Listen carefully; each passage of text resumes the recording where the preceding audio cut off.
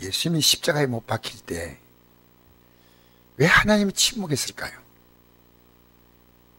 우리가 지금 어려움 만났을 때 왜 하나님이 침묵하실까요? 우리는 하나님의 침묵 속에 하나님이 일하고 있다는 사실을 알아야 됩니다. 우리는 너무 급해요. 하나님 빨리 해주기. 빨리. 그렇습니까? 사람들의 마음은 다 급하지요. 근데 중요한 것은 예수님께서 십자가에 못 박힐 때 그 예수님께서 하나님 향해서 기도했습니다. 엘리 엘리 라마 사박다니 하시니, 이는 곧 나의 하나님 나의 하나님 어찌하여 날 버리셨나이까. 그 예수님의 그 고통과 괴로움을 잘 표현하는 구절입니다. 그렇게 어떤 사람이 엘리란 말을 엘리야를 부른다 하고 또 듣는 겁니다. 그리고 해민을 가에다가 신 포도주에 적시어 갈대 끼어 마시게 했다. 이건 통증을 좀 감해주는 겁니다. 예수님 십자가의 통증을. 그리고 가만두라. 엘리야가 와서 그걸 구원하나 보자. 엘리야를 부르는 것처럼 느꼈다는 겁니다. 예수께서 닭이 크게 소리를 지르시고 영원히 떠나가신다. 그래요. 우리가 참 힘든 게 뭐냐면 침묵하는 게 너무 힘들어요. 침묵. 북유럽 어느 시골 마을에 교회에 사람 크기만한 예수님의 동상이 있었습니다.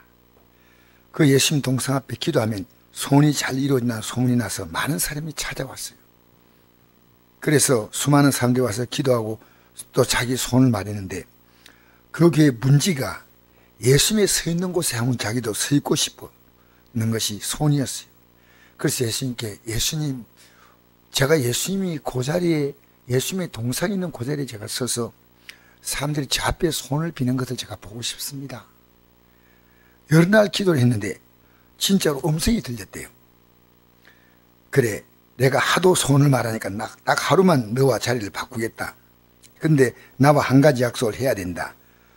넌 누가 와서 어떤 행동이나 기도를 하든지 아무 말도 하지 말아야 한다 이랬어요. 다시 말하면 절대로 말하지 말거라. 알겠느냐 했습니다. 문지기는 절대로 침묵하겠다고 굳건히 약속했습니다. 그래서 어느 날 문지기는 예수님의 동상이 그 자리에서 자기가 대신 서 있고 예수님이 문지기같이 서 있었습니다. 첫 번째 사람이 예수님처럼 이렇게 서 있는데 와가지고, 그는 아주 부자였고 도박을 즐기는 자였어요. 그 자기가 도박을 하려 가는데 돈을 잃지 않고 많이 딸 수 있게 도와달라고 이제 기도하는 겁니다. 한참 기도한 부자가 돈 딴 데 정신이 팔려가지고 돈다발을 놓고 가버린 거예요. 그냥 가방을 깜빡 놓고 가버린데, 문제가 가방을 놓고 갔다는 걸 얘기해주고 싶은데 지금 예수님처럼 이렇게 서 있잖아요. 근데 예수님과 약속 때문에 침묵을 했어요. 조금 후에 아주 가난한 농부가 들어왔습니다. 자기 아내가 중병으로 누워있는데 치료비가 없었어요. 어떻게 도와달라고 간절히 그 앞에서 기도하고, 기도 마치고 나간 데 보니까 가방이 하나 있는데 보니까 돈이 들어있는 거예요. 이야, 하나님 여기서 바로 응답하시는구나 싶어서 돈가방 들고 가버린 거예요. 문지기는 그 돈가방에 주인이 있다고 말해주고 싶어서 막 입이 간질간질한데 예수님과 약속 때문에 참은 거예요. 세 번째는 기도하러 온 사람이 배 타고 먼 바다로 나가려는 청년이었는데 자신이 안전을 위해서 기도하러 온 겁니다. 청년이 기도를 막 시작했는데 갑자기 예배당 문이 활짝 열리더니 돈가방을 놓고 간 부자가 들어왔어요. 그러더니 다짜고짜 돈가방이 없는 걸 확인한 부자는 바로 이 기도하는 청년의 맥살 잡고 돈가방을 놓으라고 막 걸음장을 놨어요. 청년 이게 무슨 행패냐고 하면서 전후 사정을 이야기했지만 분이 날 대로 난 이 부자는 청년을 끌고 경찰서로 가자 했습니다. 청년은 지금 자기가 바로 가지 않으면 배를 탈 수 없다고 하면서 경찰서 가는 것을 완강히 거부했습니다. 그렇게 옥신옥신하며 다투는 걸 본 이 문지가 도저히 참을 수가 없었습니다. 그래서 말을 해주었어요. 아, 사실은 이 청년이 돈가방 가져간 게 아니다 해서 어떤 가난한 사람이 자꾸 돈가방 가져갔다 얘기하니까 결국 부자는 돈가방을 찾게 되었고, 그런데 문찍으로 서 있던 그 예수님께서 아주 노한 음성으로 말씀하셨답니다. 너 나하고 약속을 지키지 않았다. 그러니 너는 이제 내 자리에 내려오고 내가 그 자리에 서야 된다고 했습니다. 그러자 문지가 말했습니다. 예수님, 약속을 지키지 못한 건 사실 죄송하지만 그렇다고 예수님께서 화를 내실 정도로 잘못하지 않았지 않습니까? 난 잘못된 상을 바로잡아 줘서 평화를 이루었다고 생각합니다. 그때 예수님께서 말씀했습니다. 너는 나와 약속을 지키지 않은 것만으로도 잘못이 큰 것이다. 그리고 내가 개입해서 해결된 것보다 침묵했더라면 훨씬 더 좋은 결과가 있다는 것을 몰랐던 것이다. 부자는 어차피 그 돈을 도박판에 다 날리게 돼 있다. 만약 그 돈을 농부가 가져갔다면 농부 안에는 죽지 않고 살았다. 근데 이보다 더 문제는 청년이 경찰서 끌려갔다면 배를 타지 않았는데 그 청년은 배를 타고 나가 죽었다. 그러니까 너가 개입함으로 두 사람이 죽게 됐다. 저는 이 글을 보면서 어쨌든 이게 꿈이었던 어쨌든 이거는요 실하든 그런 관계였지만은 침묵한다는 것은 하나님이 역사하실 때까지 조용히 기다린다는 것이 얼마나 어려운. 저는 오늘 저녁에도 이런 생각합니다. 수많은 우리 성도들이 문제가 생겨도요 제발 이제 입을 떼지 말고 할 수 있는 것만 최선을 다하고 내 문제든 성도 문제든 기도만 하자. 기도만 하자. 하나님이 역사하고 있는데 하나님 우리에게 원하시는 게 침묵입니다. 하나님의 가장 놀라운 응답은 예수님이 십자가에서 엘리 엘리 라마 sabachthani 나를 버리셨나이까 라고 말할 때 하나님께서 그 자리에서 못을 쭉 뽑고 못을 뽑고 내려오게 하셔서 그들 앞에 과시했다면 주님의 속죄 사역은 이루어지지 않습니다. 침묵은 하나님의 무서운 역사가 이루어지는 시간입니다. 놀라운 일들이 일어나는 시간이 침묵입니다. 왜 내가 침묵하지 못할까? 그래서 이 요셉 같은 경우도요 창세기 보면 이런 말씀 나오잖아요. 요셉이 나중에 형들에게 그 미움받아 가지고 노예로 팔려갔을 때 나중에 형들이 말합니다. 요셉이 총리가 되고 난 다음에 우린 요셉이 죽었다. 왜?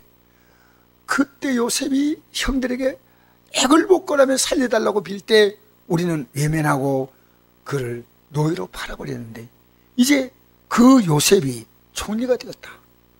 그 얘기가 성경에 기록된 내용을 보면 얼마나 요셉은 큰 뜻대로 살아가는데 가는 것보다 막혔습니다. 형들은 자기를 미워서 종으로 팔아버리고 13년의 세월은 감옥에서 보내고 열심히 보디바리 집에 일했지만은 오히려 감옥에 들어가는 길이 되고 그런데 그 침묵은 만약 요셉의 가슴속에 형들에 대한 그 분노를 사귀면서 하나님의 아름다운 역사가 이루어질 수 있는 시간이 없었다면 요셉은 형들의 삶을 호락호락하게 받아주지 않았을 것입니다. 침묵은 요셉을 요셉으로 만든 겁니다. 13년의 침묵은 요셉의 가장 비참한 시간이었고 13년의 시간은 요셉의 아버지였. 그래서 이 요셉의 아버지는 야곱은 요셉을 편애했습니다. 그 모든 것이 다 무너지면서 요셉이 나중에 요셉의 아들들에게 축복할 때 야곱은 장자에게 먼저 축복하는 그 법칙이 아니라 하나님의 뜻을 따라 손을 어거지게 놓고 축복하는 겁니다.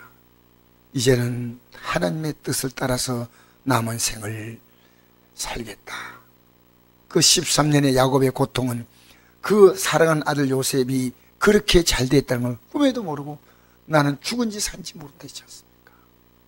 지금 우리가 침묵하고 있는 시간에 하나님은 어떤 역사를 일으키는지 모르는데 우리는 침묵으로 입으로 다 방증을 떨고 있습니다. 우리는요 입술의 열매가 굉장히 중요합니다. 마음에 가득한 걸 입으로 말한다 했지 않습니까? 우리 부정적으로 말하면 안 됩니다. 우리는 생명으로 가득 찬 말을 해야 됩니다. 할렐루야. 오늘 이 밤에 나는 이 침묵하는 목사가 되고 싶어요. 너무 말을 많이 했다 생각이 들어요. 하고 싶은 얘기 있더라도 좀 더 들어주면 안 됩니까? 참아주고. 제가 오늘도 조금 전에 어떤 분 전화가 왔는데 그 전화 온 그분이 제가 별로 탐탁하게 생각하지 않는 분이었습니다.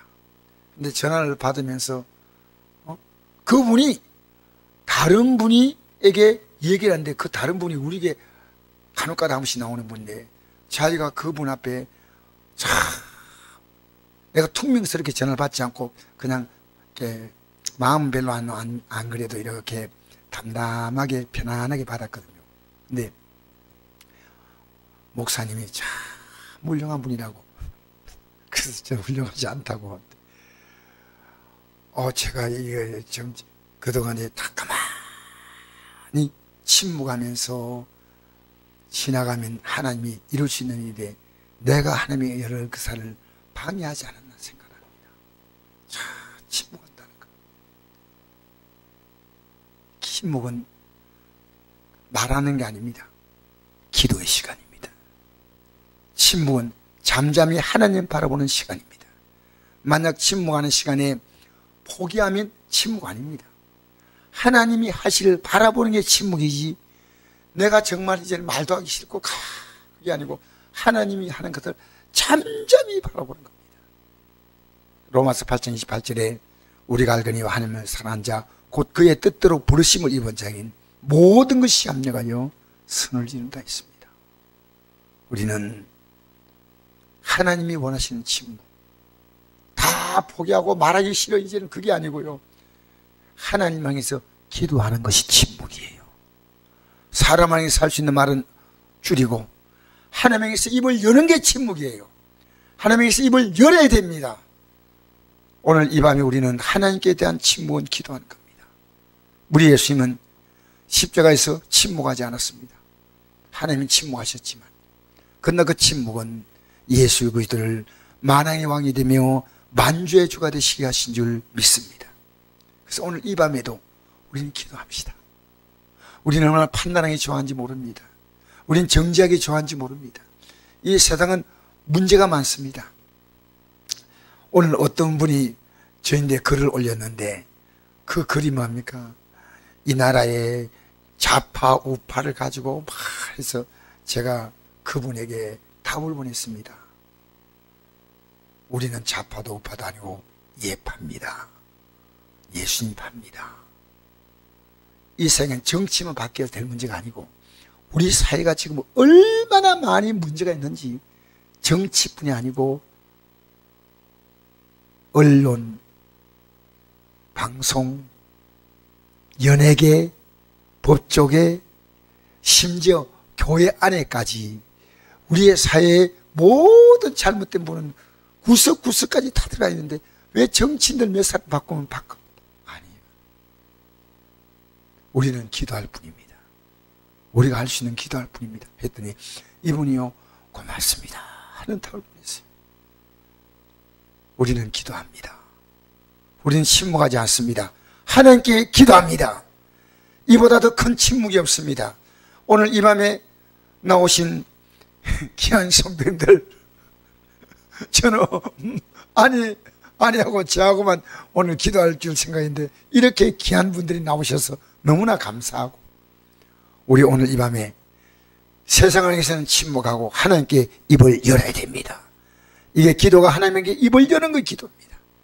갖가지 문제 가지고 우리는 기도하면 그 다음에 하나님이 이루실 때까지 잠잠히 하나님의 최선 역사를 바라보고 기다리면 됩니다.